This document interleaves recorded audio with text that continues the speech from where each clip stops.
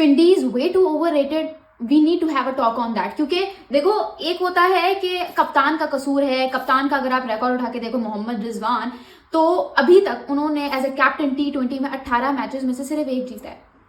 18 matches में से सिर्फ एक जीता है, जिसमें से 13 डिफीट्स तो सिंगल हैंडेडली HBL PSL में आ गई हैं, which is an unwanted record. But उससे भी वरिंग साइन है उनका बॉलिंग लाइनअप। देखो, मैं यहाँ पे बहुत सारी बातें कर सकती हूँ कि मोहम्मद रिजवान जो कि पाकिस्तान के T20 प्लान्स में भी नहीं है, वो अपनी जगह सेक्रीफाइस नहीं कर सकते एंड वॉट नॉट, एंड वो एक शानदार ओपनिंग बैट्समैन को चांस नहीं दे सकते कि वो विंडीज के लिए ओपनिंग करे। ऐसी बहुत सारी आप बातें कर सकते हैं, but at the same time you need to realise कि वो बॉलिंग अटैक जिनसे 200 प्लस रन का टारगेट डिफेंड नहीं हुआ, जिनसे 197 जैसे टारगेट डिफेंड नहीं हुआ, क्या वो आज 156 रन का टारगेट डिफेंड कर लेते?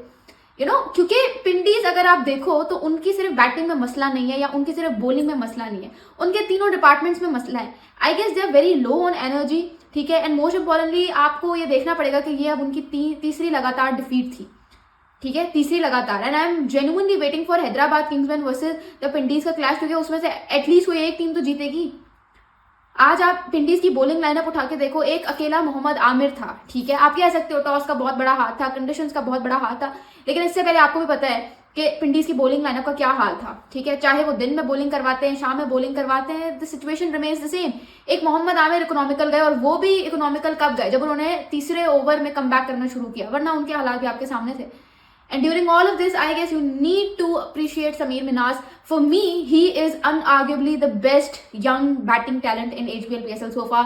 मैंने इस जैसा बैटर एक लंबे अरसे में पाकिस्तान क्रिकेट के लिए नहीं देखा। अब मैं ऐसा क्यों कह रही हूँ? क्योंकि पता है क्या, पाकिस्तान के डोमेस्टिक सर्किट में आराम से बैटर्स लेफ्ट राइट सेंटर चौके छक्के मार रहे होते हैं, 200 रन कर रहे होते हैं। But when they are exposed in international conditions, when they are given a place in international conditions against quality bowling lineups, तो उनके हालात आपके सामने हैं। बट समीर मिनास वो लड़का है जिसने अपने आप को अंडर 19 एशिया कप में प्रूव किया, अंडर 19 वर्ल्ड कप में प्रूव किया। whenever he was given an opportunity, he made sure to cash it, ठीक है। और आज भी आप सब ने देखा होगा कि सबसे जो बेहतरीन समीर की क्वालिटी है, that is to keep his approach the same from ball 1 till the last ball he plays, ठीक है। आपने पाकिस्तान में एक बड़ी रेयरिटी है बैटर्स के लिए ये कि मतलब अगर वो 70 से 80 रन पे पहुंच जाते हैं तो they start slowing down their process.